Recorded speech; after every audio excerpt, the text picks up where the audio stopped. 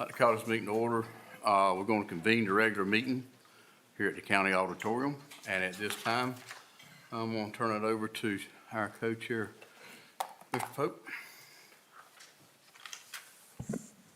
Good evening. Thanks, everyone, for joining. At this time, I would like to invite Miss Andrea Goodman, Staff Sergeant, retired United States Army, as one of our local veterans to come forward and lead us in the Pledge of Allegiance, please. Group attention, present arms. I pledge allegiance to the flag of the United States of America and to the republic for which it stands, one nation, under God, indivisible, with liberty and justice for all. Order arms. I would also like to invite Darrell Price, United States Marine Corps former sergeant, if he would, to please lead us in the invocation. Heavenly Father, dear God, we are asking you to bless this meeting, Lord, as we meet to figure out things that help this county and this city. And Lord, we ask you to be in our hearts and our minds, Lord, to govern ourselves in the way that be pleasing to you, Lord. These and all other blessings I ask in your name. Amen. Amen. Amen. We'd like to thank you for your service and for allowing us the opportunity to be here.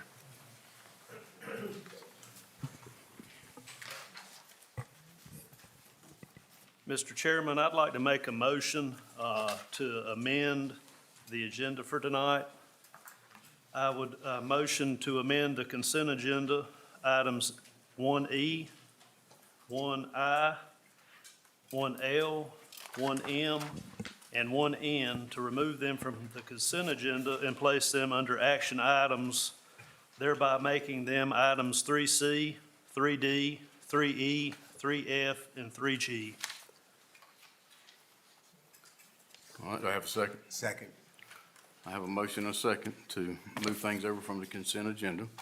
All those in favor? Motion so carries. All right, now we've got to add a contract to the audit accounts. We're going to add on item 3H to our agenda tonight. So we're walking that on. Mr. Chairman, I make a motion to walk on the execution of a contract for audit. You make the second? All right, all those in favor?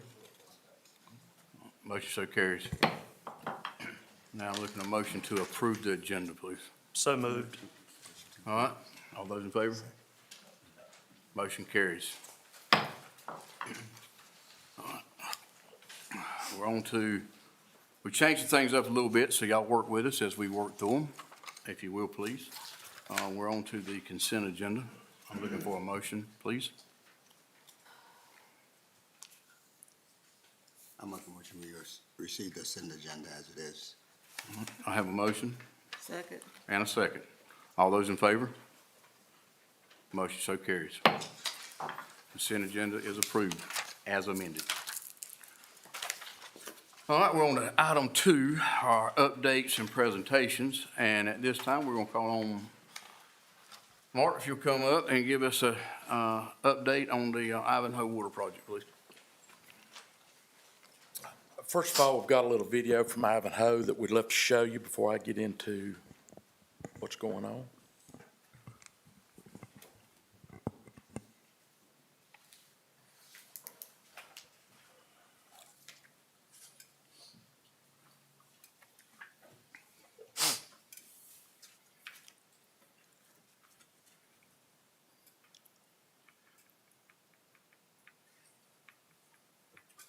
This is where they're laying materials on the layout yard on 421, the intersection of Taylor's Bridge and Edmund Mathis Road. This is actual site on McCoy Loop Road where they're laying pipe.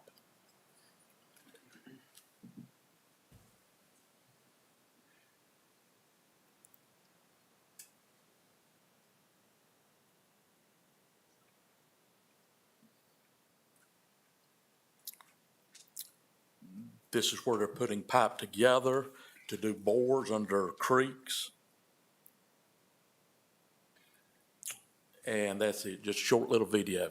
The good news is the pipe's being laid at Ivanhoe now. We've finally started this project after probably about 4 years working on it. We're finally getting pipe in the ground. I went down there today. They have laid 6/10 of a mile of pipe so far. They've been working on it a week. So that's to let you know it's going to be a slow process. They've got 18 months in their contract to do it, and they've got 40 miles to go. So it will be a slow process, but it has begun, and the people in Ivanhoe are very thankful and happy about it. We did have some funds that we weren't going to spend there. We had projected them being more people sign up their homes to be water cared to than there was. We were projecting 350 homes, and only 167 signed up. So the money we've saved out of that, we're going to add Longview Lake Road onto that project, which was the original contract, but we cut it off because we didn't think we had enough funds. But now, since they didn't, as many as we were hoping would signed up, we're going to add Longview Lake to that project. All right, any questions before I turn it over to our engineer to go in more depth about it? All right, Ms. Emma with Dewberry, I'm sorry. Thurston, I would just like to say on behalf of the citizens of Ivanhoe, we certainly do appreciate all the hard work that have gone into this project. We know when it started, and we know how long ago that's been. And at some point, we did get itchy fingers and itchy feet, but we knew that it was coming. And I just had to keep on encouraging the people of Ivanhoe that just hold on. Sometimes you have to hold on a little while longer, and that's what we did. And now we're seeing the work starting to progress, and that's wonderful. And we know how hard everybody has worked on this project, and we just thank you, and we'll thank you again when it's completed. Thank you. Thank you, ma'am. I'm going to have Ms. Emma with Dewberry to come and give you a few details. So just to kind of go into a little bit more depth on the type of work they're doing out there, in the video you saw them putting pipe together. So just so everyone's aware, they're going to start by drilling under all of the creeks and culverts that they need crossing the road. Those will all be installed first, and then they'll come up and install the actual piping afterwards. So when you see them on your street, that doesn't mean the water will be on just yet. So it'll be a while. They're working south to north. They're starting at McCoy Loop, and then they'll work their way all the way up to Lisbon Bridge. As far as construction timeframe, Mark mentioned, it's an 18-month construction period. That leads us to December 31st, 2026. That's our final milestone date when all funds need to be spent. So that's the last date we can do anything. Tomorrow, we have our first progress meeting, so we'll be able to get a more detailed construction schedule, and we hope to present that to you all next month. I think that's it. Do you guys have any questions? I'm good. Thank you. Thank you. All right, on to item 2B, our Sampson County Ag Statistics. Brad Hardison.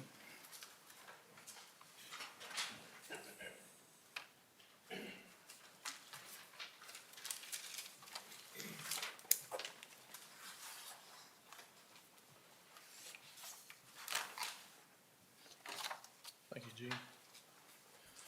Thank you, Commissioners, for having us here tonight. I'm here with Ray Jordan, Economic Developer, Jim Johnson, Tax Director. And we're here just to talk to you about the Sampson County agriculture. You know, it is our #1 industry in Sampson County. We just want to give you a 30,000-foot overview of what's going on with the county right now. So when you look at Sampson County as far as agriculture goes, there are several entities that take part in it: crops, timber, livestock, other crops. In crops, there's over 200,000 acres of crops grown in Sampson County with sales over $264 million.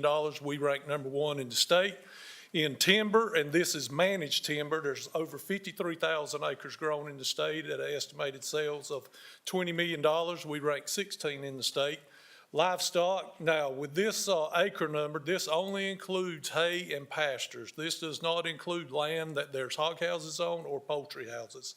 So this is just the hay and the pastures that we have, 9,600 acres, $1.9 billion in sales in Sampson County out of our livestock industry. We rank number one in the state.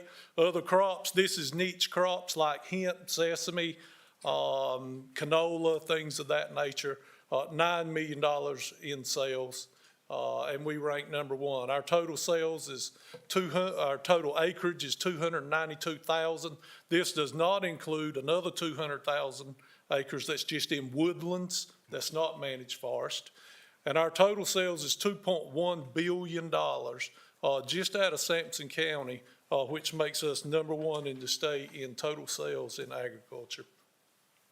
The employment in the county, 53% of our employment is tied to agriculture in some type of way. This isn't just people that are farming, this is also people that are supporting farms in the industry.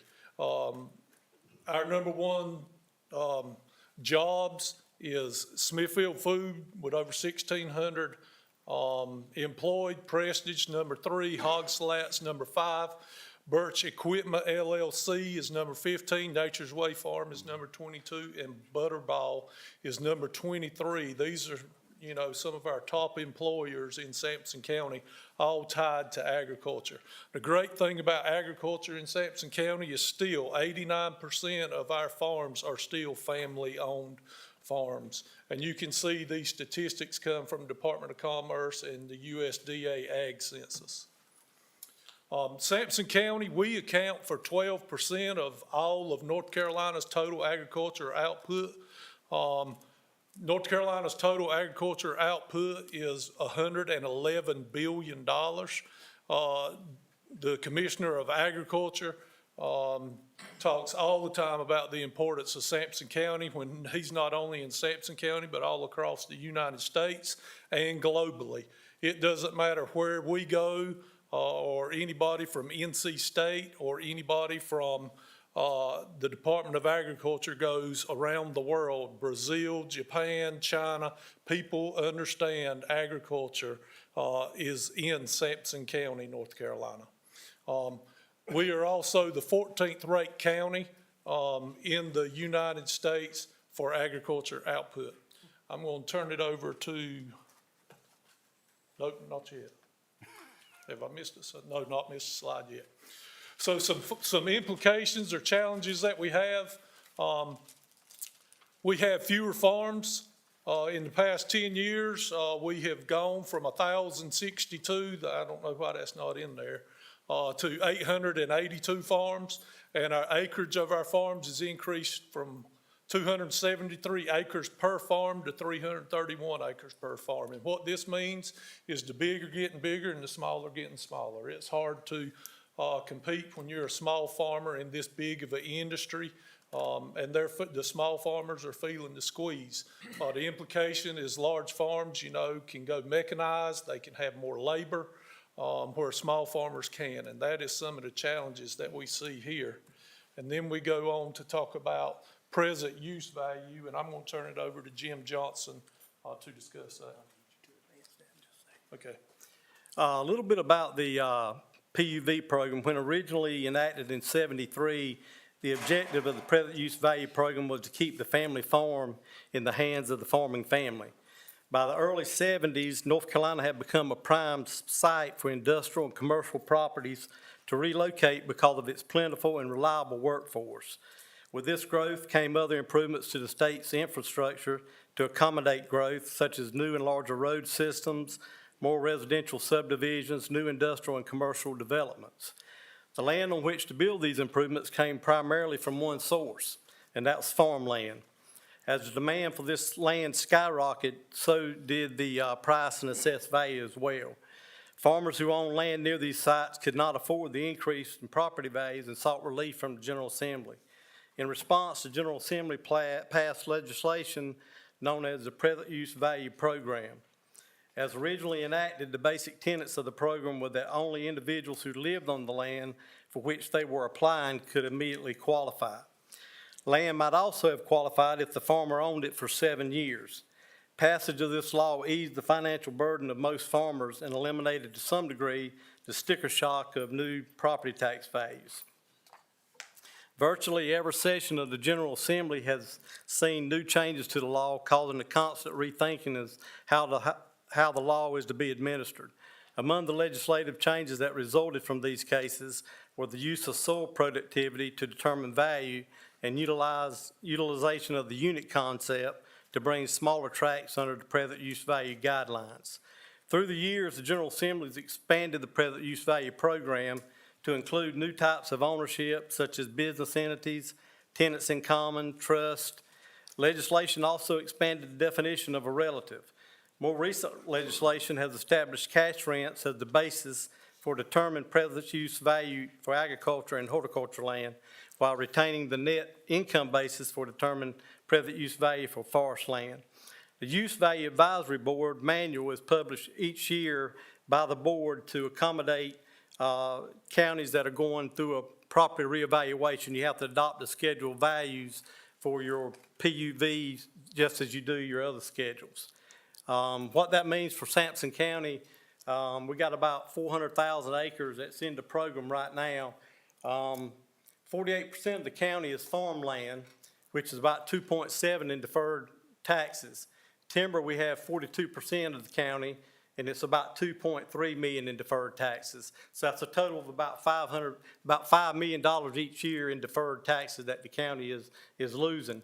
On farmland, you'll see an average farmland acre is about $5,000, and that's depending on size. It could go up, a smaller tract's gonna bring more per acre than a large tract. But the PUV average for the three classes is like $850 an acre. So anything that qualifies would be taxed at $850 an acre versus the $5,000.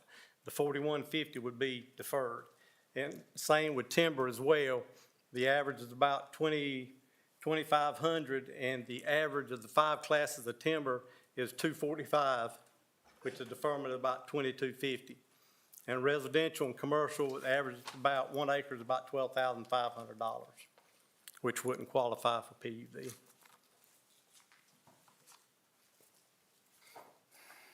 Anybody got any questions on that for Jim? I'm good.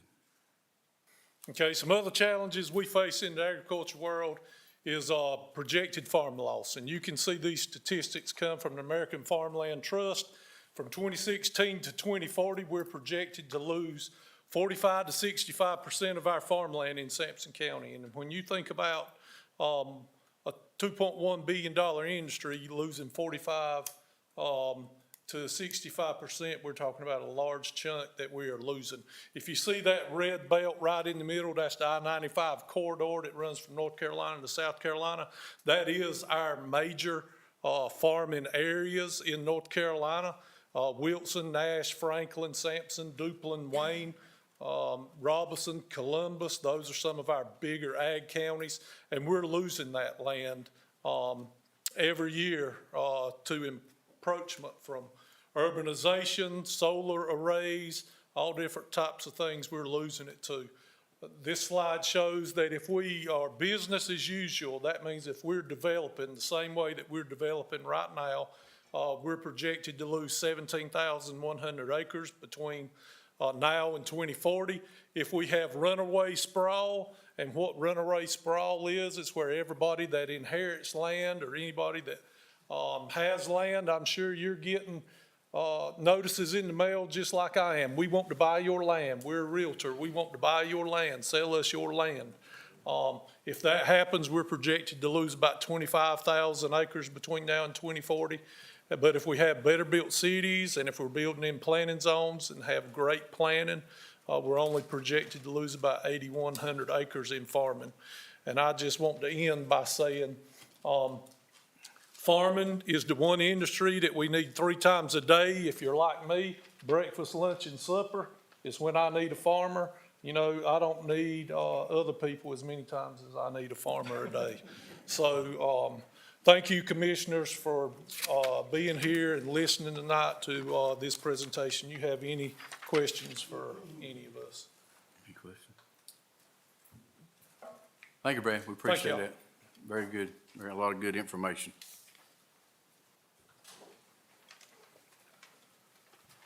All right, we'll move on to item 3, or action items. Bring up David Rouse of Dewberry. I think that's what I'm seeing. I'm Emma Aleggia. I'm with Dewberry Engineers. We have 2 items today that I want to discuss with everybody. We have 2 proposed projects to expand the public water system in Sampson County to include the Mintz area and the Old Warsaw Road area. The primary goal is to provide potable water service to residents affected by emerging contaminants in these regions. So the first project would be for infrastructure improvements in the Mintz area. It would be water main extensions to connect residents in the Mintz area. The total funding request is approximately $5 million, which includes construction, contingency, funding administration, construction administration, and planning. It is recommended that Sampson County, in the form of motion, approve the attached resolution required by the Division of Water Infrastructure for the Mintz Area Water System Extension as described. Ma'am, Mr. Chairman, if I may, ma'am, would you please be clear that this is to apply for grant funds? Correct, yes. From your presentation, I might have discerned that we were ready to begin building and with money in hand. I understand. Yes, so both of these projects are to apply for funding from the Division of Water Infrastructure. So for the Mintz area, that would be for $5 million for the construction of these water mains. We will also be performing the design. Our plan is to use a separate fund. We have $1 million from the EPA that we will be using for the design of this project. And that is to optimize the amount of funding that we can get from the Division of Water Infrastructure. Thank you. Any questions? The $1 million you said that you would, do you already have access to that money now? Correct, yes. You do have access to it now? Yes. Okay.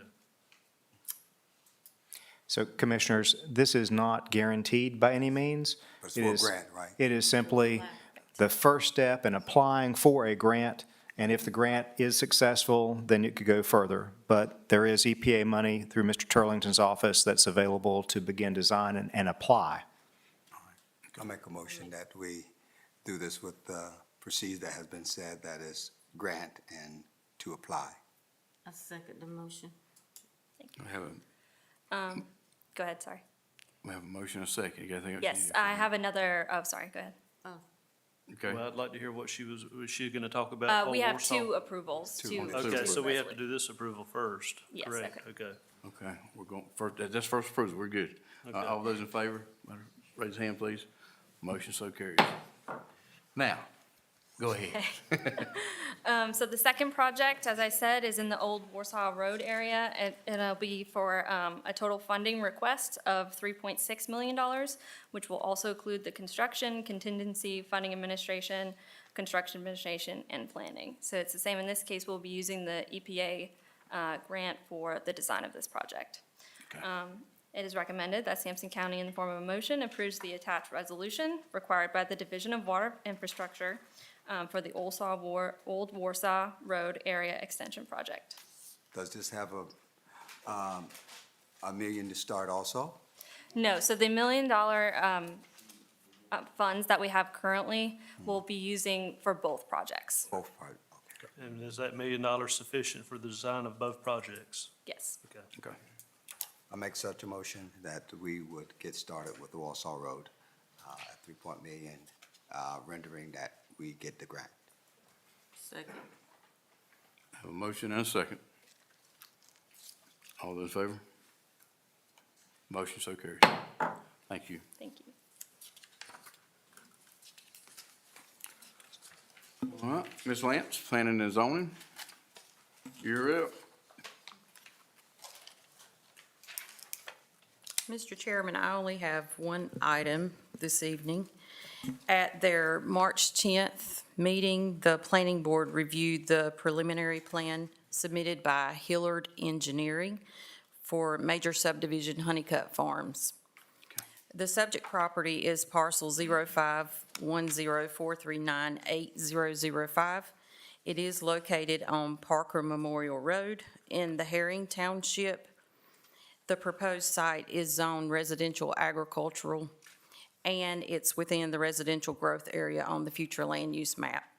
The property owner is 24 Holdings LLC.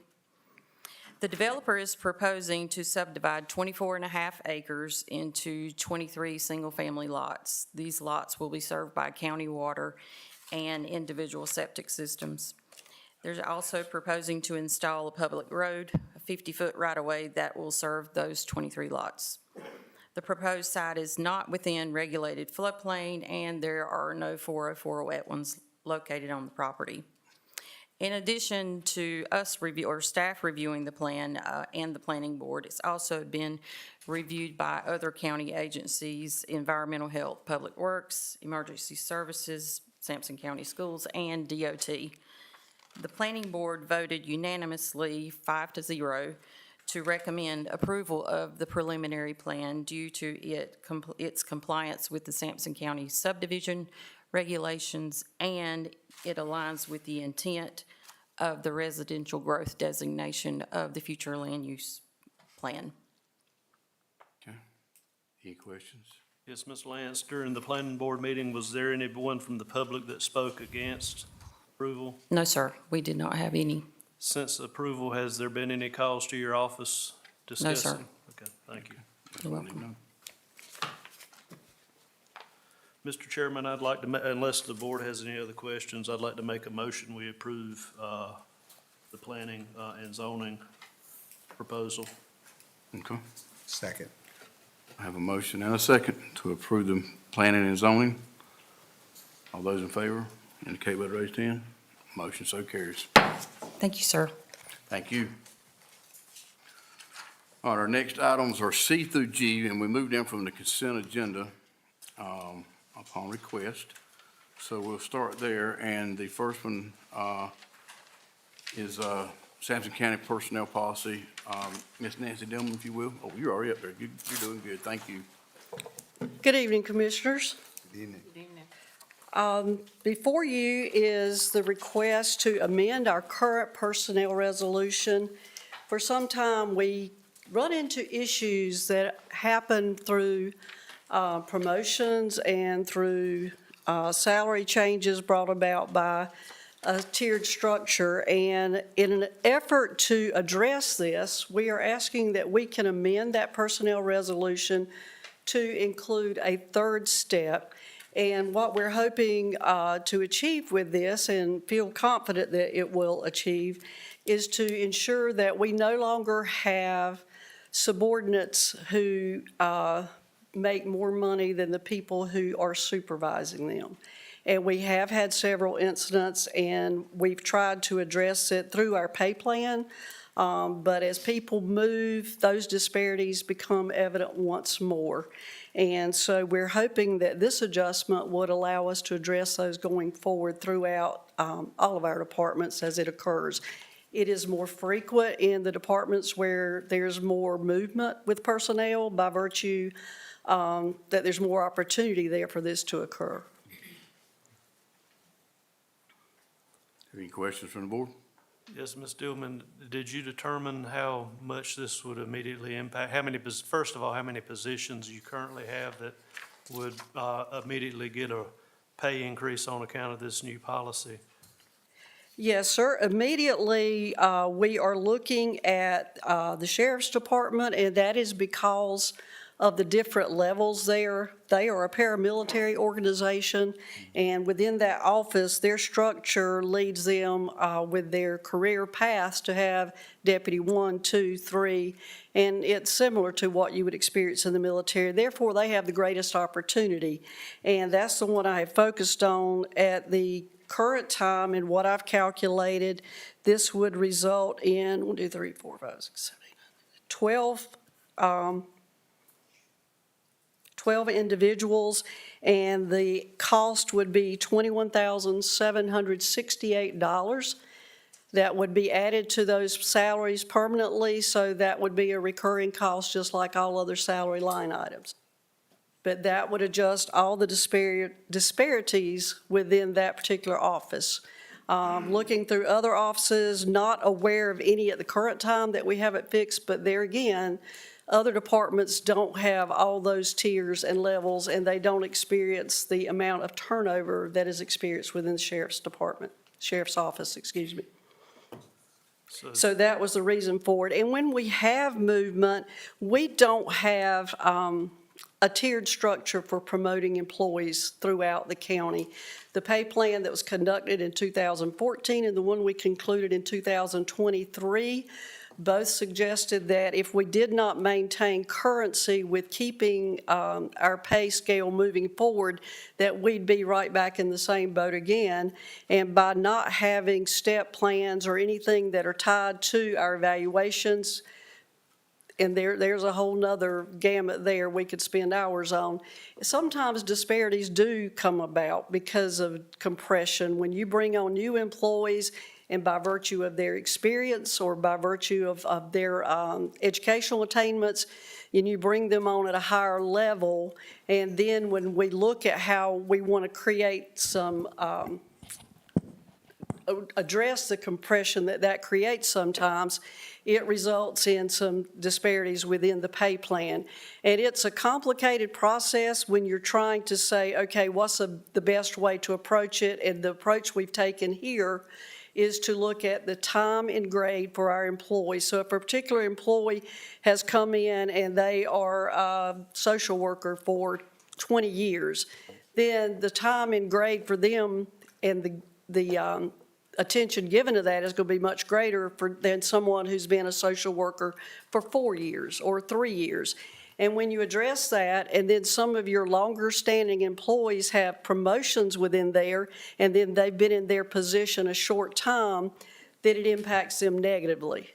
But without a tiered structure, that has been the best way we found to address that compression within pay grades.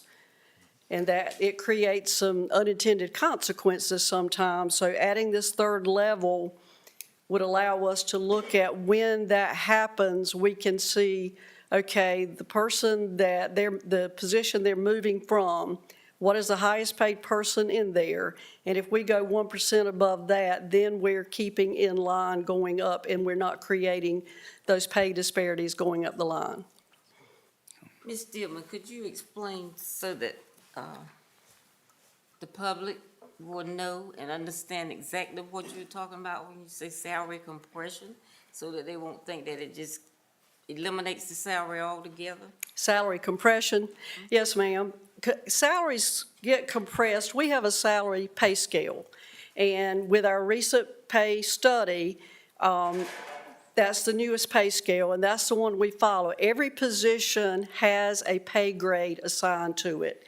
That pay grade is based on the process that Sampson County adopted back in 2014 for examining all the responsibilities, all of the educational requirements, all of the job skills that are required to perform that task. And then that that position is rated a pay grade. That pay grade has an associated scale. You have a minimum salary, you have a midpoint salary, and you have a maximum salary. Now, I will tell you that the goal within the two previous pay plans is to move people to the midpoint of their pay grade within the first 10 years they're in that pay grade. But we have very few employees that stay in one pay grade for their whole career. There are some, but most people are moving around, taking other jobs or other positions and looking at advancement within Sampson County government, which is a good thing when you can promote from within for people that have those skill sets. But the compression occurs when those pay grades, people don't move as often, or people are promoted or brought in at a higher level. And then when we address pay for time and grade, when we say those salaries are compressed, that means somebody with a lot of experience and someone with a little experience are making near the same amount, the same pay. And it does occur when you're looking across at 581 positions. That's going to happen when you are bringing people in and trying to recruit for hard-to-fill positions, especially our hard-to-fill positions. We don't see this as much with those folks that we get lots of applications for. But those hard-to-fill positions that we have recruitment challenges, and I don't want to jinx us right now, but we're in pretty good shape for the moment. Y'all forgive me, department heads. But our positions for right now, we're in pretty good shape. But sometimes if we got to have a position and we've got to have a service, we have to pay for it outside of the norm. And then that creates issues down the road. And we have to come back and address them. But for this one, it's one we've been battling for a while, but we feel like this will help us address it holistically as we find these. Ms. Dillman, just to be clear, right now, you estimate there's only, to your best judgment, there's only 12 individuals this affects, and the total amount that it will cost the county immediately for the next year would be $21,700 and some change, and that's for all 12, not individually. No, sir, that is for the total amount we would need annually going forward. And the request was to implement this effective April 1st. So it wouldn't cost that much more out of this budget, but that's a yearly amount going forward. Okay, That's the annual amount that it would add to our salary base. thank you. Mr. Chairman, I would like to put our county manager on the spot and ask him his opinion on this policy. Thank you, Commissioner. I would say that compression is not unique to Sampson County. It is anywhere you have a large organization with a lot of employees, and that's every county in North Carolina and most cities.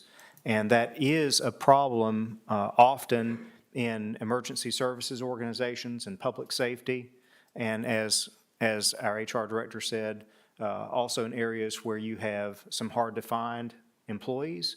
Often in the medical field, you'll see where you have compression when you have to, say, pay a person that you need badly a very special amount, like a hiring bonus or an extra salary bonus to bring them on board as opposed to them going somewhere else to be hired. That creates problems between people in that same job position in the same department. So in looking at a way to solve this, I believe this is about the most cost-effective solution that we can implement. It would be hard to do another salary study at this point in time. You just went through one not too long ago. And so I believe that this is probably the best solution that's available to the board right now. Thank you, sir. Yes, sir. Mr. Chairman, I'd just like to say to the board as a business person that in my business, it's always easier to retain your employees and it's cheaper in the long run than to run the risk of losing them. And then you have to pay more later in order to fill the position when you had a good person to start with. If you just went a little extra mile, you are able to retain that individual, their knowledge, their experience, and in the long run, it saves my business money doing it that way. And I think this is a wise plan for the county, so I make a motion that we approve this policy. A second. Have a motion and a second. All those in favor? Show their raised hand. Motion so carries. Thank you. Thank you. Thank you. All right, now we're on to our item D, and that's the resolution prescribing procurements for disposal of personal property. Good evening. Floor is yours, dear. I believe that transitioning to electronic auctions is a great way to bring increased revenue to the county and with a quicker turnaround than the traditional way that we have been doing it. Our current procedure is to transfer items to surplus as they break, wear out, or become obsolete. If it is a vehicle, it can sit in a lot behind the Public Works building for up to a year. Other items will sit in the Public Works warehouse for up to the same period of time until we have our annual auction. Sometimes factors outside of our control will prevent us from having an auction annually, which will hold up the revenue process, such as COVID did a few years ago.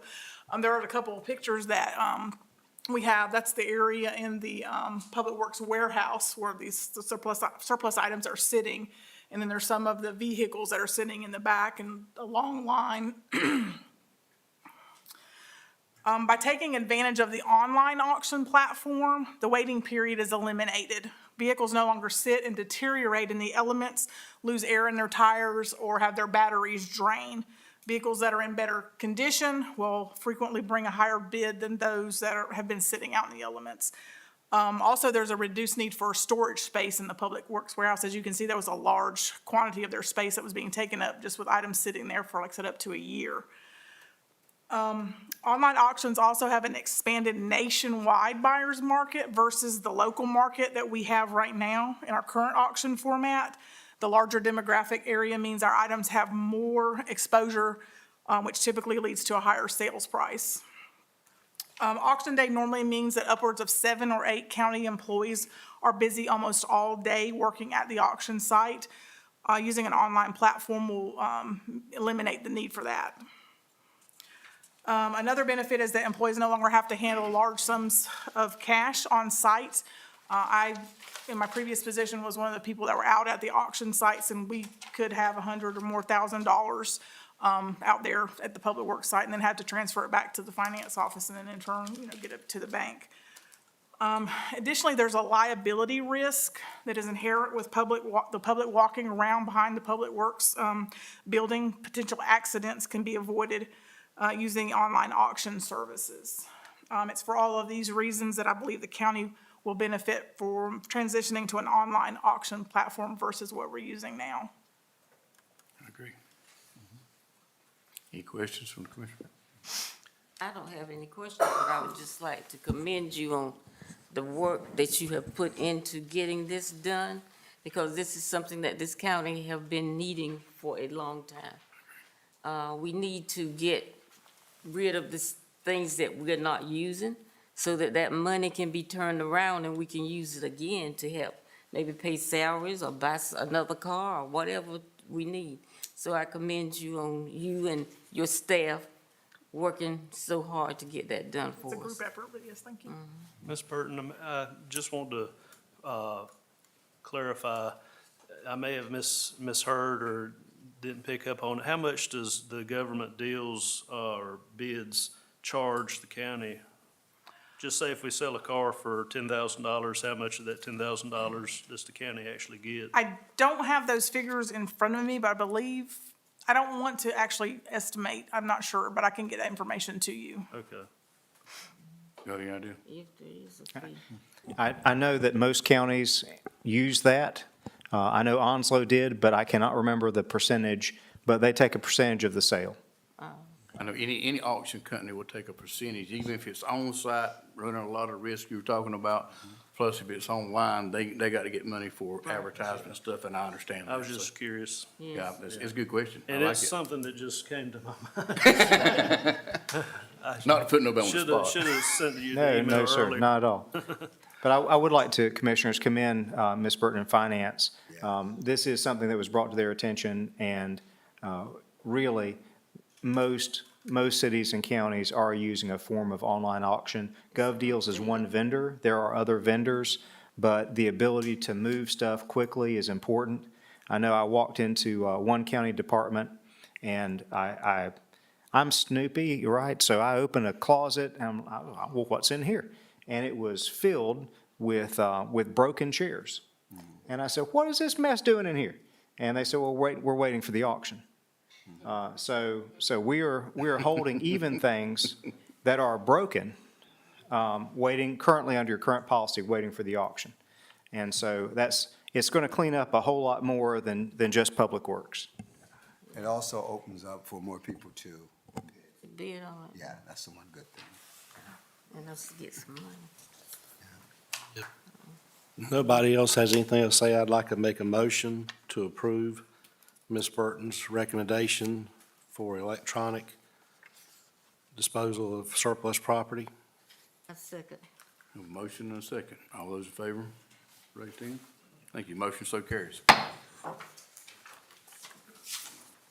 All right, Mr. Hudson, first one is E of our action items, and that's Taylor's Bridge Fire Department. Thank you, Mr. Chairman, members of the board. Before you this evening are two action items that both deal with Fire Protection and Rescue Services contract. Currently, the county has a contract with all volunteer fire departments as well as one paid department, the city of Clinton, to provide rescue and fire services, primarily fire services, in the county. This contract is up at the end of July 2025. It was for a 5-year period. And so what we've done over the last couple of months, we've begun negotiations with all of the fire departments in the county. We have proposed to all of the fire chiefs at a recent meeting in which the chairman attended a fire protection and rescue services contract amendment. This contract amendment would be between the county and each individual fire department. So this is not an overall contract for all fire departments. It's the county and each fire department, because each fire department is a separate entity. They are their own agency. And so what this amendment does, it actually seeks to change the relationship between the county and fire departments. Basically, as an agency, the deal is kind of like this. It's like they're a vendor, but they're not a vendor. They're an agency that we have a public service relationship with. But the county and the commissioners have the ability to levy a fire tax. In the past, you've also used a property tax. And that fire tax or the property tax, the general fund property tax, goes to the fire department for them to provide a service. And that service is fire protection.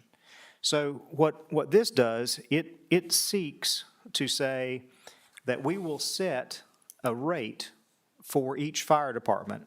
And that rate for each fire department is calculated based on the fire tax rate that was in existence after your recent revaluation. Added to that is the supplement that the county had been taking out of the county property tax. So these are all tax dollars. It's just one's fire tax and one's property tax. You put it together under the fire tax, and then on top of that, we have rounded to a multi-year rate. So for example, and there's a calculation in this contract, in all the contracts, for departments with a calculated 2026 base rate of 5 cent to 6.4 cent, we are recommending a multi-year rate of 7 cent. So in other words, we have captured all of the tax money that's going to the department and then found another rate that's slightly higher than that. We rounded up basically and have indicated that that would be, we believe, fair for a multi-year rate. And if they would agree to abide by that multi-year fire tax rate, then we would not require them to submit budgets to the county. However, we would track their response rates. So just like if it's your own home and you've got a car that breaks down, for example, just an example, and you take it to the garage. That garage is going to want some money from you, but you're going to have an expectation. Your expectation is that your car is fixed. Well, just like that, for fire service in Sampson County, the expectation of the county should be that if we give you, if the commissioners vote on tax and we give money to the fire department, then they provide a service. And the service to be provided can be tracked because we dispatch emergency calls for service through our E911 center. So this new amendment that would extend their contract past this year for 5 more years does have for the very first time a requirement for service. It requires that they do some other things, such as make available all of their books and their financial data, but it also says that they will respond to a minimum of 95% of all emergency fire and rescue calls for service listed within Exhibit A, which is an exhibit with a bunch of things listed for fire and services, as tracked by the county. Minimum levels of acceptable response for service shall be defined as follows. For a car accident, response with a Class A rated engine, so a fire truck. 2, structure fire, response with a Class A rated engine. Brush or woods fire, response with a Class A rated fire engine or a brush truck. For fire alarms, any response as deemed appropriate by the fire department, and for other calls, any response with vehicle as deemed appropriate by the fire department. So there's not every call that a fire department might receive that needs a fire engine to roll. If there is a fire alarm, sometimes, many times, the fire alarm is a false alarm. So you would hate to roll a whole fire engine if you check it and it's a false alarm. So there's things contemplated in this agreement, amendment, that allows some flexibility. But basically, it's a 95% response rate. Now, if a department would agree to this, as fire tax money comes in, it would be dispersed to the fire department. So the county is not holding, like Big Brother, fire tax money that by law can only be spent in the district. So there's no legal way that the county can take it and spend it for something else. So you would retain or take in fire tax, disperse it to the fire departments. And there are some taxes we know that come in after the year ends in June. So if tax money or other things come in, disbursements come in after that, we would make sure that we true up with departments so that we're not holding things, we're pushing it along to them. As one of the things given to the board and to all the fire departments, it is the multi-year default rates for these fire departments. So basically, if a department would agree to this Fire Protection and Rescue Services contract amendment, then the county and the department would have 5-year extension on the current contract, would agree to a default multi-year rate, and under this agreement, that default multi-year rate is the lowest rate that they would receive if they sign this contract.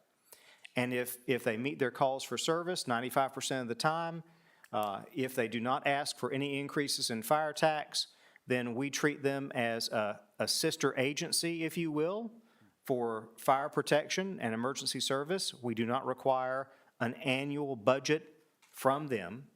However, if they fail in any of those things, if they do not meet 95% of the calls, if they want a fire tax amount that is greater than what we have laid out in a default rate, then they have to submit their budget request, their full budget, all the details, to the Fire Commission, which is important, Commissioners. That's one of the appointments this evening. It's important for you to have an appointment to the Fire Commission. Mr. Rick Sauer, our Emergency Services Director, is in the audience. It's important that that Fire Commission meet and hear requests from individual departments that want more money. So this amendment doesn't say they can't ask for more. The amendment just says, as a default, we're willing to do this if you're willing to respond and do some things. And we believe that a vast majority of the fire departments will be perfectly fine with this. There are some departments that might be interested in asking for more money, in which case they simply submit their budget to the Fire Commission. The Fire Commission hears it, they have a public hearing, and then they make a recommendation to this Board of Commissioners. Let me be perfectly clear for the public and the media in the room. The Board of Commissioners cannot delegate their taxing authority to anyone else.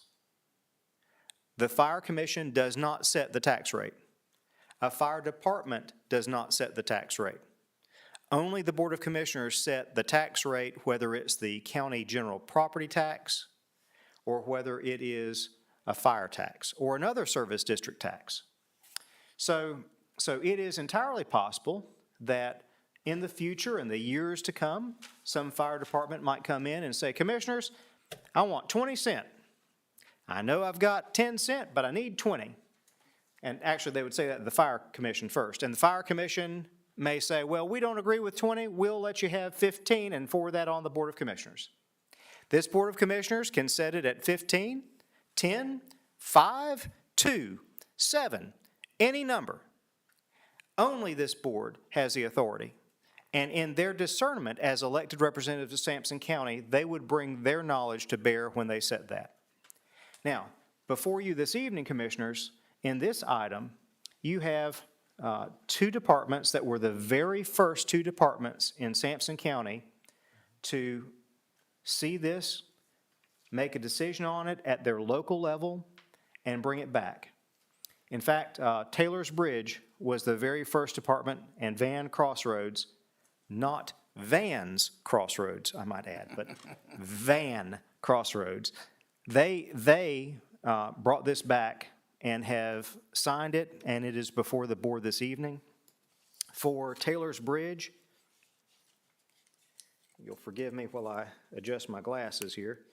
For Taylor's Bridge, the contract amount would be set, the multi-year default rate would be set at 9.5 cent. And for Van Crossroads, the multi-year default rate would be set at 10 cent. And this evening, Mr. Chairman, both of the fire chiefs of these two departments, I believe, are here. Item E, however, is only Taylor's Bridge. And Commissioners, you would need to consider both of these as separate items. So before you at this time and available for your consideration is the possible approval of the Fire Protection and Rescue Services contract amendment between Sampson County and Taylor's Bridge Fire Department. Mr. Chairman, I make a motion that we approve the contract with Sampson County and Taylor's Bridge. Have a motion I second. and a second. All right, all those in favor, indicate by the raised hand. Motion so carries. We'll move right on into F, and I'm looking for a motion on Van's Crossroads. So moved. Excuse me, Van Crossroads. Van. I got that right, sorry. I'm from the country, y'all, I'm sorry. It's always been Vans where I'm at Midway. Anyway, Van Crossroads. Have a motion and a second. We're good, all those in favor? Motion so carries. Thank both of y'all for your service and what you guys do as volunteers for what we have in our county. We do appreciate it. Thank you. Thank you.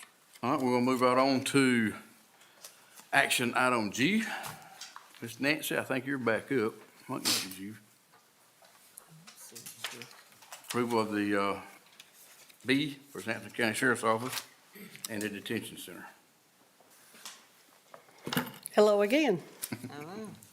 You have before you a request for a professional development program for the Sampson County Sheriff's Office as well as the Detention Center as a way to create career paths for all their employees based on criteria that they've developed as far as coursework, as far as time in service, as far as their professional development plan. Currently, our officers may apply after they meet certain standards that have been established for an intermediate certificate and after a time for an advanced certificate. Each of those certificates carry a 5% pay increase. So that pay compression I talked about previously sometimes is created by when those certificates are awarded. And sometimes they're held because it does create disparity. And so then you've got another problem with employees meeting the criteria that haven't received it. For some time, this has been bandied back and forth, and the request has been made several times, but it has been updated and revised, and the process now would be to do away with those 5% pay increases. And instead, when these employees reach these certification requirements that we've gotten here, they would get a once-a-year bonus that would be awarded at the same time as any other bonus or the longevity that the county offers, which is usually the first Friday in December of each year. And it would be contingent upon the budget that the board has established so that that criteria would be there as well. In looking at the numbers and doing the comparisons for the 5% above salary, this does not become part of the salary. This is a bonus. It's not impacted by a COLA, by any other raises the board might enact. It's a once-a-year bonus. It is taxable, and it would yield less money than adding the 5% for each of those certifications. Currently, we have in the sheriff's office, we have 11 officers who are eligible for the intermediate certificate and 35 for the advanced. And in detention, we have 3 who are eligible for the intermediate and 2 for the advanced certification. And so we're asking that you approve the plan that the sheriff's office has developed for recognizing these officers and providing this structure for them. And this will not be upended by the work that we just discussed when I was up here previously as far as addressing the compression. And it does not become part of the salary. So when any other raises are given, this bonus is separate and aside, and it's not based on a salary, it's not based on a percentage, it's a flat amount, and it's once a year. Question, am I understanding this right? This is gonna help those that want to get a promotion and can't get a promotion, but they take these courses and they can get money for the courses that they had. And it would be just like a promotion. No, ma'am, it's not a promotion. A promotion would be when you change your rank and your pay grade and you assume more responsibilities. This is simply a career path they've put in place to allow officers to move through greater training through an approved professional development plan so that they can change. We're already doing the advanced and the intermediate certificates. We've been doing that for some time. This is just going to be, it's not tied to their pay. It is not a promotion. It is not a 5% raise that becomes part of their permanent salary. It's recognizing the extra work they've done. It's recognizing how they better prepared for their positions and their roles. And there's been quite a bit of going back and forth over this for some years. But this one is something that we feel like is a win-win for our officers as well as ourselves. And as we spoke about the cost of retraining people and getting them certified and them leaving us, this kind of addresses that, but it does it in a way that's more sustainable for the county to support. It is not a promotion. It is not something that's going to be tied to salary. Once a year. It is once a year, and it has to be budget approved by the board each year. It won't hit anything as far as their salary going into the next year. It's just gonna be right now for a job well done, you might well say. Like a merit. Well, no, it's not a job well done. That's part of it. Yeah. Yes, sir, but there are criteria that have been developed as far as the career path for detention officers and for our LEOs. And you said there's 11 officers. In the sheriff's office, there are 11 who qualify currently for the intermediate and 35 for the advanced. And in detention, there are 3 intermediate and 2 advanced. I think this is a great way to move them forward and Retain. so they wouldn't have the idea that they would have to leave for more money. That's right. That's right. Because they would be getting more money. Well, it's a way to recognize their accomplishments without it tied to It's about money. a permanent salary or a percentage of something. Most of what we do is tied to percentages of salaries. Okay. And this recognizes the work, but it's just a different way that we're approaching it now. Okay, thank you. All right. Okay. Chairman, I'll make a motion that we accept this at this time. No, I can't say it, B, the Sampson County Personnel Resolution is recommended. Yeah. Okay. You made I have a motion Second. and a second. All those in favor? Okay, by the raise of hand. Motion so carries. Thank you. Thank you. All right. Now, this is our walk-on. It is the contract between us and the audit. And I'm gonna ask Mr. Hudson and our attorney, Mr. Paul Allen, the floor is y'all's, and you explain this to everyone, please. Evening, Commissioners. I'll take the lead on this. Mr. Hudson, if he wants to jump in at any point. We do have before you as a walk-on item, this motion to, this is actually an amended agreement with our previous auditor. The deadline that we had set for them originally did lapse, and due to LGC requirements, we have to put this back entirely before you. We did have conversations with the auditor, that is to come in. He is anticipated to come in on the 17th and is committed to working throughout the next couple of weeks after that time period and having this done by the end of April, which is exactly what your updated contract speaks to. This is a requirement, again, that per LGC requirements, you have to approve it, then they will approve it, and that way this will actually set this course in motion to actually have the audit completed and submitted by the end of April, so that way we have no issues involving our sales tax. You good? I make a motion, we approve the I'm contract. looking at, well, Unless there's you further got anything? discussion.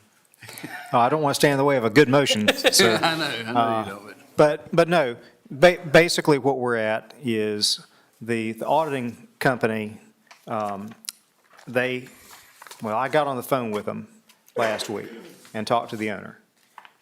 They have now committed to be here, as our attorney said, on the 17th. This audit in the future, I expect, will have to happen sooner. The county is in the process of putting together a request for proposals. We will be going out for auditing services from other companies. And we will be bringing that back to the board. But in the future, the law has recently changed. The due date for audits from counties will be the end of December. Previously, it was October, but the state did recognize that sometimes it is difficult getting things to come in on time. So the budget for a county technically is July 1 to June 30th. But there are a lot of things with taxation and other things that happen through the year. So it is difficult sometimes to get all the records prepared and ready for an auditor and have it completed by the end of October. So the state has moved that to the end of December. Of course, we are now in April. Exactly. So that fact has not been lost on anyone, and we made sure it was not lost on the auditing firm. So they are committed to being done by the end of April, which makes, it makes sure that the county is not facing any difficulties with the state. We have been in contact with the local government commission, and we've told them about some of the difficulties. The local government commission reached out directly to the auditing firm and has also been in contact with us so that we can prepare everything that we need to have it done as well. So, Mr. Chairman, members of the board, I would say this is an essential document that the board really doesn't have a lot of discretion in its approval because the audit has got to be done. Mr. Chairman, my motion stands. Second. I have a motion and a second. All those in favor, okay, by raised hand. Motion so carries. Thank y'all for your work. All right, now we're going to open a public hearing. Miss Stephanie, I think you got your name on this for name of a road. The Road Naming Committee has duly advertised a public hearing to receive comments on the recommendations for names of private roads. We did not have anyone sign up to speak at that public hearing. The Road Naming Committee recommends that PBT 421-5740 be named Snake Drive, and that PBT 1118-102 be named Harold's Creek Road. Okay, thank you. Is there any discussion about the naming of these roads? I have a question. Why was Snake Drive picked? I'm just standing in for Jesse today. You'll have to take that up with the Road Naming Committee. It's a road I'm gonna stay off of. How's that? I'm not real fond of them. I'm not even gonna lie. Do we have anything else coming from the floor about the name of these roads? We're gonna close the public hearing. So closed. And now I will entertain a motion to set these recommended names of these roads. So moved. Got a motion and a second. All those in favor, indicate by the raised hand. Motion so carries.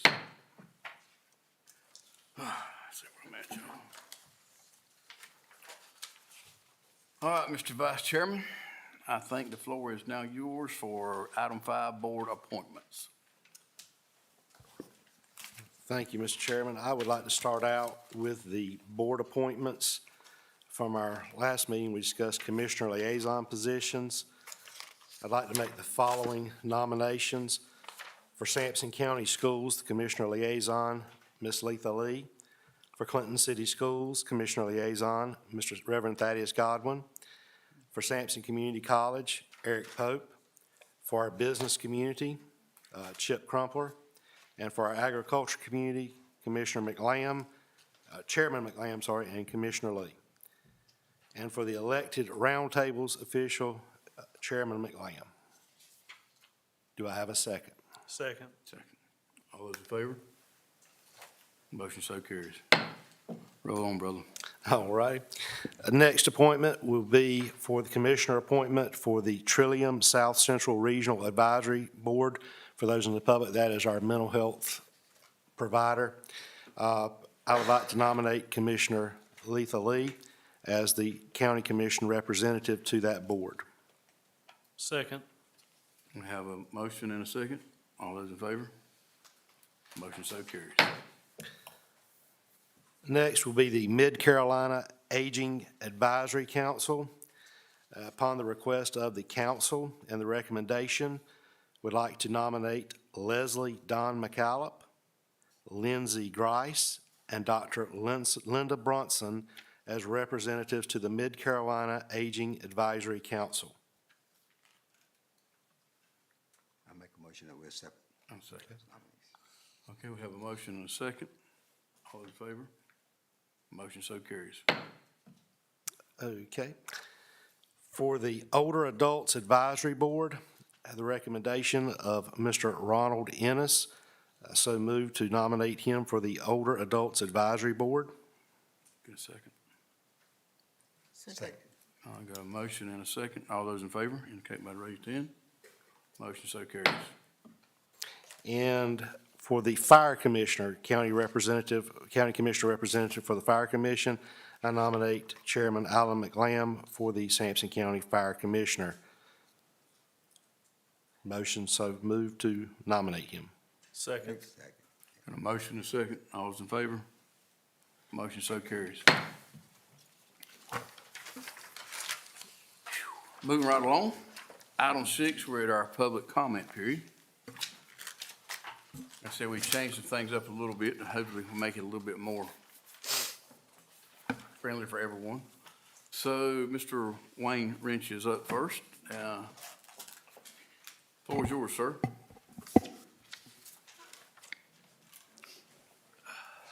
Please state your name and address that you reside at.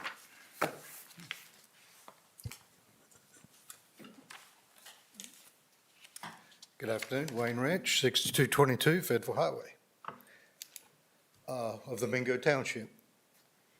Ladies and gentlemen, let me first begin by thanking you for the job that you do. We appreciate that you come here every month as our elected officials, and we appreciate you, although we may not always see eye to eye on every topic. Last spring, I came as a member of the Mingo Grange in order to help present a resolution asking the commissioners to drop the effective tax rate in light of current reevaluation. To our amazement, you did it. Thank you. However, ladies and gentlemen, reducing the tax rate without cutting any spending or budgets does absolutely no good.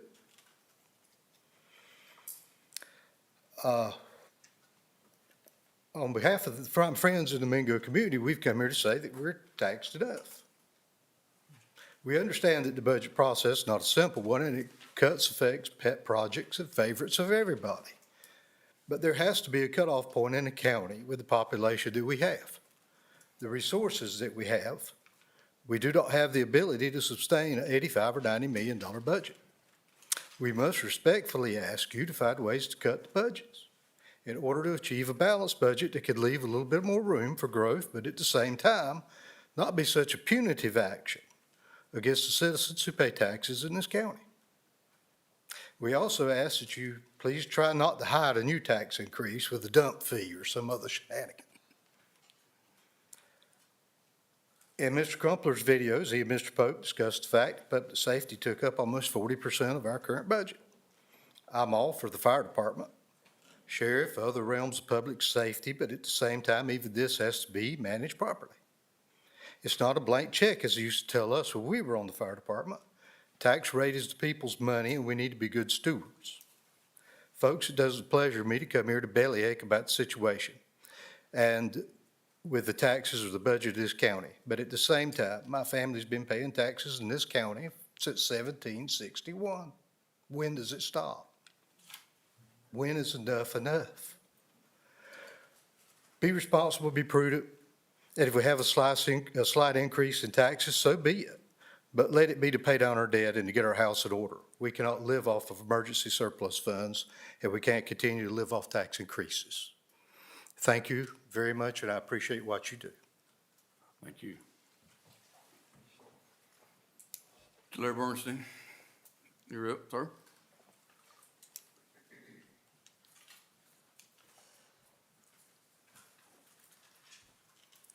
My name is Larry Bernstein. I live at 109 West Williams in Autryville.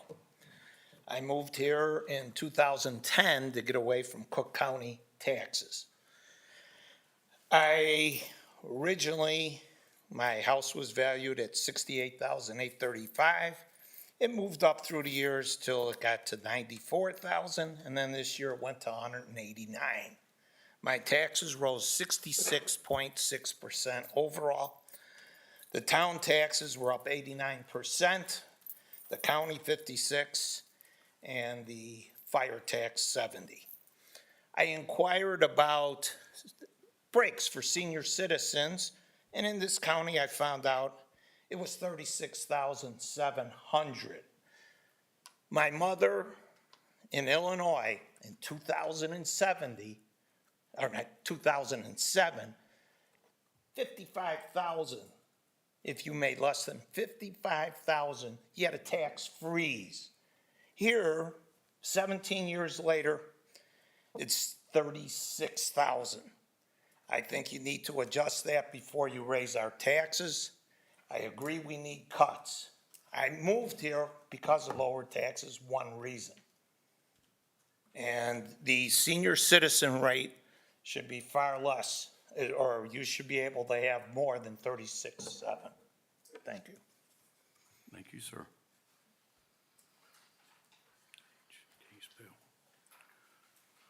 All right, Mr. Larry Sutton, you're up, sir.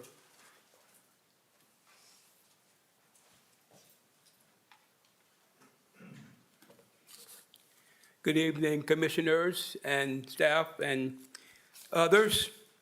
My name is Larry Sutton, and for the record, I reside at 4761 Bearskin Road. And I would like to begin by thanking the board and the agencies involved with doing what you are doing to help create a better water infrastructure in Sampson County.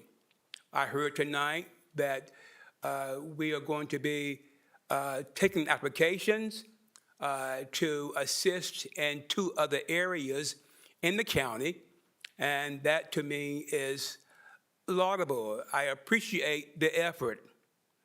And tonight I also heard a lot said about the county's agricultural industry, and that is a worthwhile touting of our major industry in the county. At the same time, however, oftentimes what is left out or not included is a concern about the environment. We are one of the largest agriculture producing counties in the state and the nation. At the same time, we have the state largest landfill in Sampson County. So while we are touting our industry, agricultural industry, let's also be mindful that we want to encourage farmers, encourage other industrial concerns to be aware of the environment as well.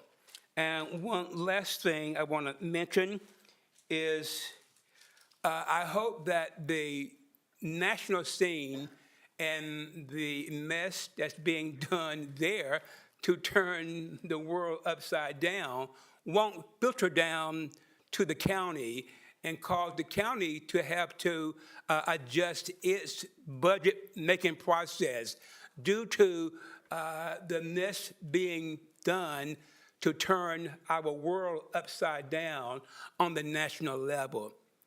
And again, thank you for all you do, commissioners. Your job is not an easy task. You must hear concerns for the entire county, including all 5 districts of the county. So again, I appreciate all you're doing, and I hope you will continue to do things in a fair and just manner. Thank you. Thank you, sir. Jimmy Melvin.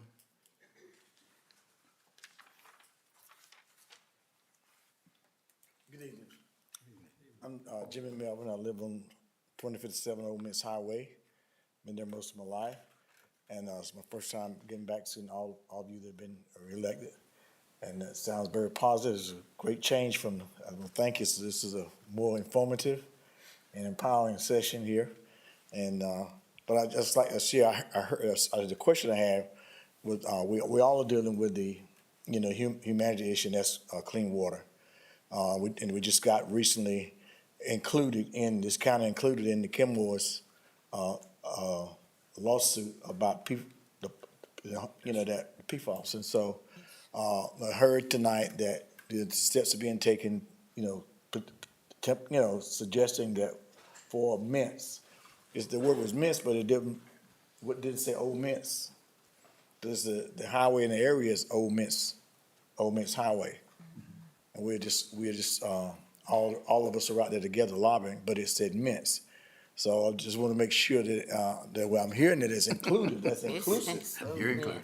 To Old Miss Highway. Old Miss Highway. And because we're all in that very area, and we're dealing with the same thing. We've already, even though we were informed that we're included in it, we've been testing the water already to show they have PFAS in it. So, but everybody's through the neighborhood have got letters to have it retested. So that clean water and clean air is something that's very important. That we work on amongst the other things we have. This is, and this is just a question. I always take a survey to do. Who on this staff up here from one end to the other that doesn't have public water? Anybody on this staff up here, any from secretary that don't have public water? You have a private well? You have a private well? Okay. Well, With access to public water if I need it, so yeah, I got both. yeah. So that's just hope that we all can remember that's one of our humanity issues that we all need to be focusing on. So thank you. Thank you, sir. All right, that concludes our public comment period. Now we'll put Mr. Hudson on the spot, and we're gonna go to item 7, our county manager's comments. The floor is yours, sir. Thank you, Mr. Chairman, members of the board. I do have several things to cover. And thank the board for your consideration of a slightly different agenda format.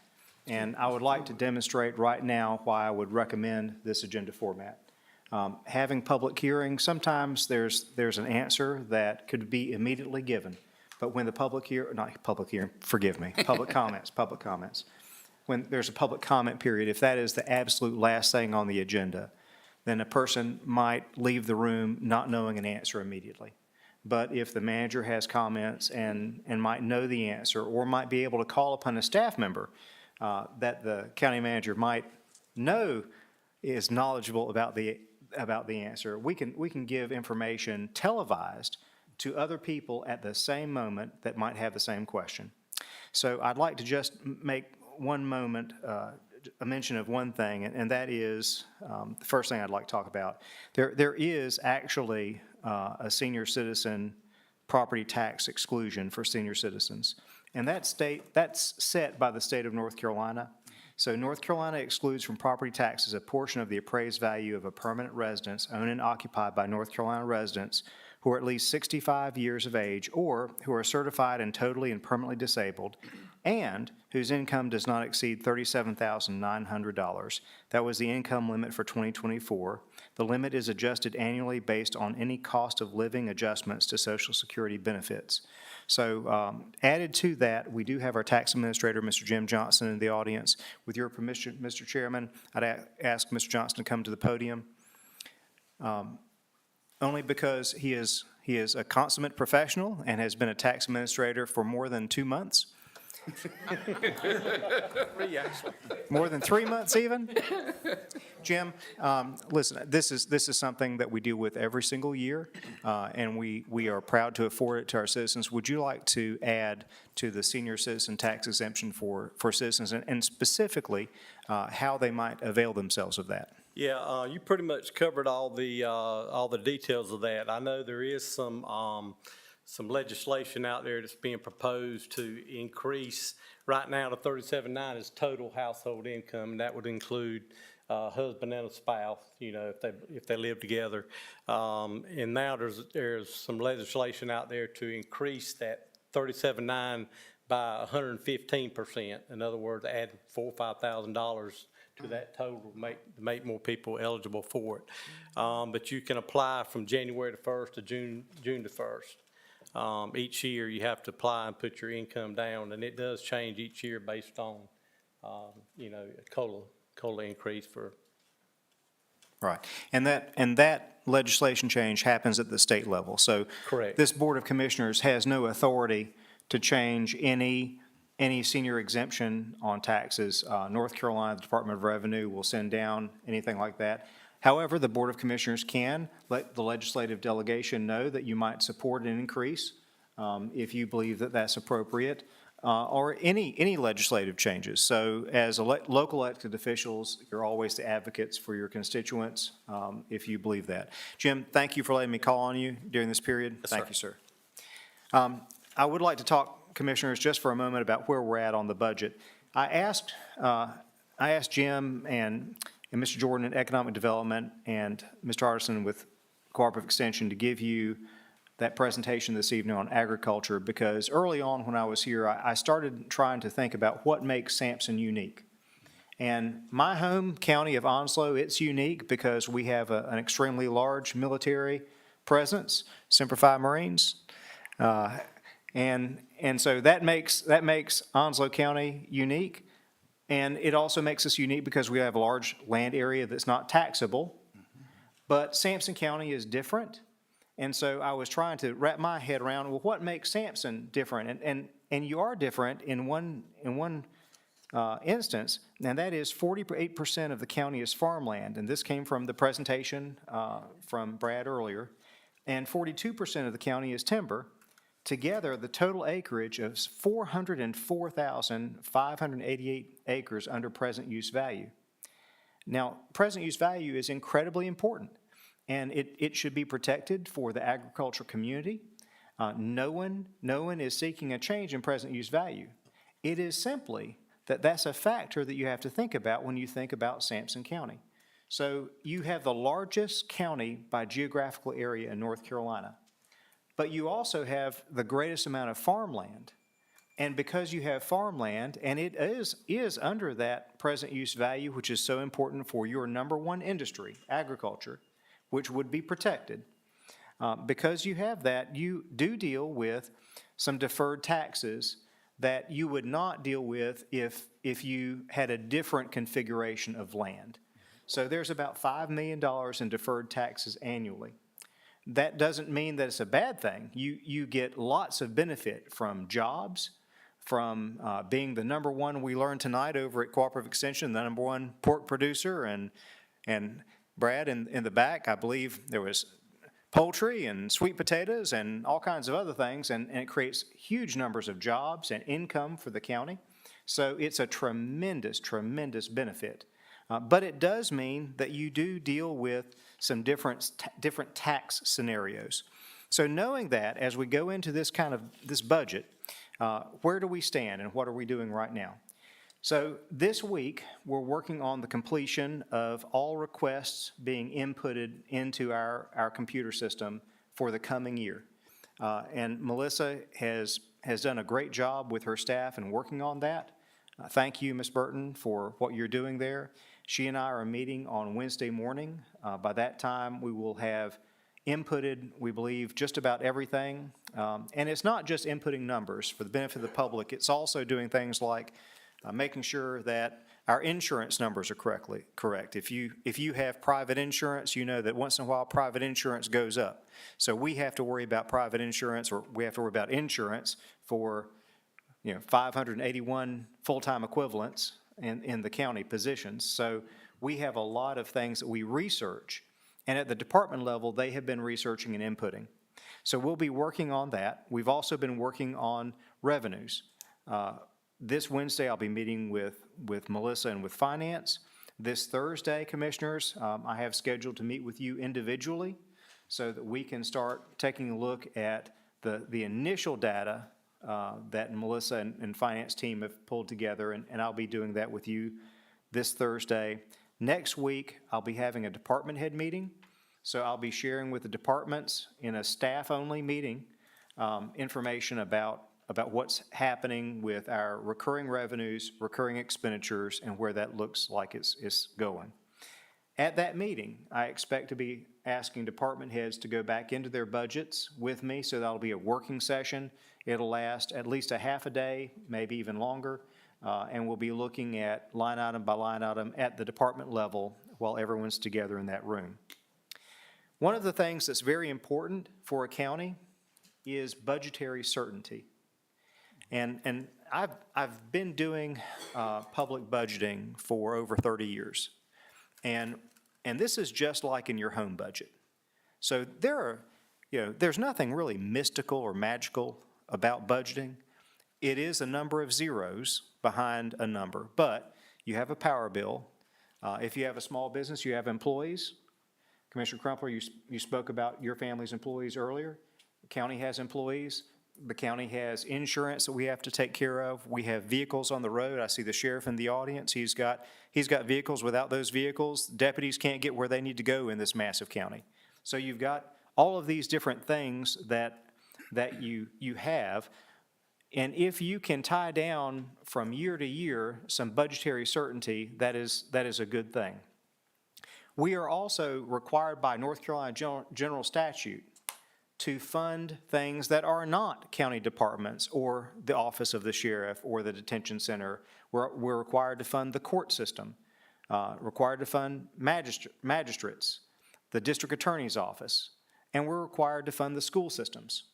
So that's one of the things that is actually one of our largest expenditures, and that's public education. Commissioners, as you know from some of my briefings to you, I've been working with both Dr. King and Dr. Johnson in the Clinton City and Sampson County school districts, and we've been working on a funding formula. So the funding formula that we're working on seeks to create budgetary certainty. I know Dr. King was here earlier. I saw him in the room. He was drinking an RC Cola that I gave him when I dropped in on him unexpectedly the other day. For the record, he also got a moon pie. I was impressed. He knew what both of those things meant together. So he let me in his office, and we had a good meeting that day. But I've been working with both of those superintendents. I'm pleased to say that we have reached an agreement among the superintendents and myself on a funding formula that we seek to bring to the Board of Commissioners and the two boards of education in May.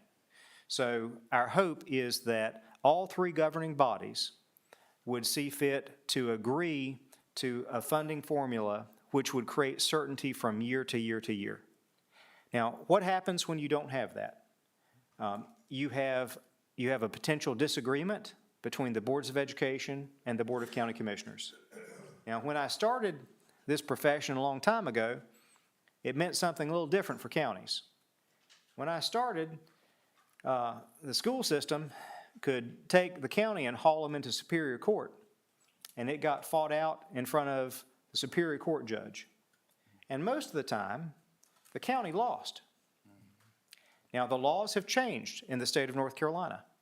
That is no longer the case. However, what is the case, and I did ask our attorney to read up on this. I'm not asking you for information now, Mr. Attorney, but what is the case is that when you have a showing by the school system that there is insufficient funds, there's lack of sufficiency specifically, then they can request mediation. And so the county and the school system go to mediation if there's an argument. This seeks to avoid that long into the future. So coming to the board is information about a percentage of revenues. And the reason I would recommend, and my conversation with the two superintendents over this is tying your funding formula to a percentage of revenues, is that sometimes you might be able to bring in more revenue in a year, in which case your percentage to the school districts goes up. But if you have lean years in which your revenue goes down, then they agree in advance that their revenues also go down. So the success of one is tied to the success of others. Anyway, I do believe that we'll be ready to bring that to the board shortly. The other kind of budgetary certainty you've already voted on for the very first time tonight, and that is the Fire Protection and Rescue Services Contract Amendment. And that creates budgetary certainty when it comes to fire tax. I can tell you that sitting in the finance office and in emergency services are multiple other signed contracts that just came in late. Were not able to be on this meeting, but they'll be ready for you in May. There are many other fire departments that have decided that they're going to go forward with a multi-year rate. It's not everything that they wanted, but they're willing to do that. And there are some that say that they would like to have a rate that is higher than the multi-year rate, so they would make that appeal to the Fire Commission. Also, Commissioners, I know that this has been something that's been important to you. I'd like to speak just for a moment about Veteran Services and my work with Ms. Knowles and Veteran Services. Presented to the board at an earlier meeting, maybe it was one of the first meetings I was here, was a letter concerning Veteran Services. And in that letter, 3 things were mentioned. The first was that there is a Veteran Service Officer, but there was not another Veteran Service Officer. We have affected a Deputy Veteran Services Officer, and that allows backup for our Veteran Service Officer in the case that she's not able to be there, and we do recognize that both of them are helping veterans. Secondly, one of the issues was the lack of privacy in Veteran Services. I'd like to report to you that through the good cooperation and team spirit of Ms. Dana Hall and Aging and Recreation, I believe Ms. Hall is in the audience, they have effected a movement of personnel. They've consolidated their personnel, and they have allowed enough room so that Veteran Services will be able to move into private office space. And when I say private, I mean that's an old building. Look, it is a cinder block wall, every single wall. There is no sound going through those walls. They're a little bit smaller offices, but I appreciate very much Recreation and Aging being a team player and actually giving up office space to make sure that Veteran Services has private office facilities. In addition, I understand that Veteran Services has put in a grant application with the State of North Carolina Department of Veterans Affairs, and I have talked directly to the secretary of that department at the state level. I believe that grant is going to come through, and that will pay a good portion of the cost for an individual that can help at the front desk, take calls, be the receptionist, and help schedule veterans for service and Veteran Services. So you've made progress, and by the way, until that happens, I'd like to commend HR because they've been able to place a light duty person over at Veteran Services, and they've already been helping out. It's just an employee that was not able to perform their full duties, so they light duty work, and they've been able to help out in that department as well. So to the extent possible, Commissioners, we are trying to be frugal with all tax dollars. You're in the middle of budgeting now.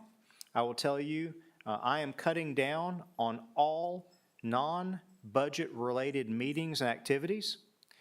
So I was unable to go to the event on Friday afternoon. I was able to see great things that happened there, but you have hired me in no small part to produce a budget for you. And that's what we're going to do. And I assure you it will be balanced. And I look forward to presenting it to you no later than June 1st. Thank you, Mr. Chairman. Thank you. Now, this time, we got item 8 is Commissioners' comments and reports. Do I have anything from the Commissioner? Mr. Chairman, I'd like to report on behalf of Mid-Carolina Council that the Executive Director, Justin Hembry, has turned in his resignation effective in 60 days. He would be moving to Dunn to take the city manager's job in Dunn. And we have named his Deputy Director, Samantha Wallenberger, as the interim Executive Director for Mid-Carolina Council. That's all I have to report at this time. All right, thank you. Anything else? You look like you're tired. You ready to go home? No, not. First of all, I want to tell you, y'all, that we do appreciate it. I wanted to make sure that our extension people knew that we did appreciate them today with our supper for the night before we came over to report to the people. It was very informative, very good. You saw part of it tonight. And, I can promise you, you're looking at a hardworking team. We're gonna do our best not to let you down, and, we're just getting started. So, I ask you again for your prayers and continue to be with us, and if you got any questions, we're here, just ask. Thank you. I will entertain a motion to adjourn. So moved. Hold. Second. Wait a minute, wait a minute. She's done it again. I'm sorry, y'all. Hold on. I'd just like to say that, I'm very thankful to Mr. Hudson for what he's doing to help us with our budget and for allowing, Veteran Services to move and be where they can secure the information that they take. Veteran Services provides a lot of income for Sampson County because we have a lot of disabled veterans in Sampson County. My husband was one, and it helped. The income that they get helps this county because when he was alive, we spent all our money here. So it helps. So it's a good thing to provide the services for them so that they can do the job that they need to do. And I appreciate that. And thank everybody for voting for it and everything. And I'm gonna say one more thing. I'm gonna say this on that same note. So you all understand what's going on. This band, every Friday evening, will send us a booklet. Everybody on this board, it don't just go to me. We all get a booklet to read over the weekend of what he's done, what he's gonna do, and where he's gonna be at the following week. You don't know how much I appreciate that. And I hope you all do, because he takes, this is his time that he does this on, and I want to make that public, that they knew that that's how open this board is, and how if you, we want you to understand that we're on your side, because we are your voice. Now, I'll entertain a motion to adjourn. Second. And a second. We're adjourned.